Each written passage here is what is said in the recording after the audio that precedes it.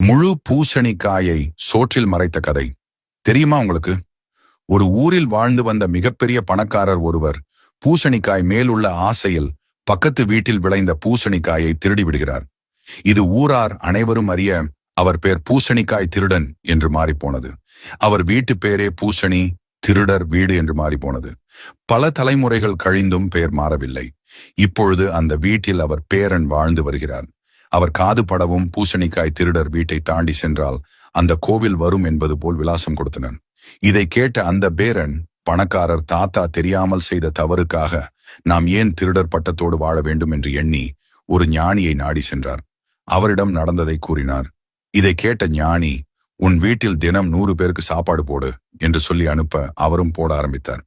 ஒரு வாரத்தில் அவர் காது பட கேட்டார். அந்த தச்சர் வீடு எங்கு உள்ளது என்று கேட்க ஒருவர் கூறினார், அங்கே ஒரு சோறு போடுற ஐயா வீடு உள்ளது, அதிலிருந்து 3வது வீடு என்று விலாசம் கூறினார்.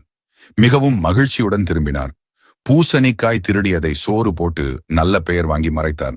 நீதி: செய்த தவறை மறைத்தல் அல்ல இது. நல்லதை செய், தவறு தானாக மறையும் என்பதே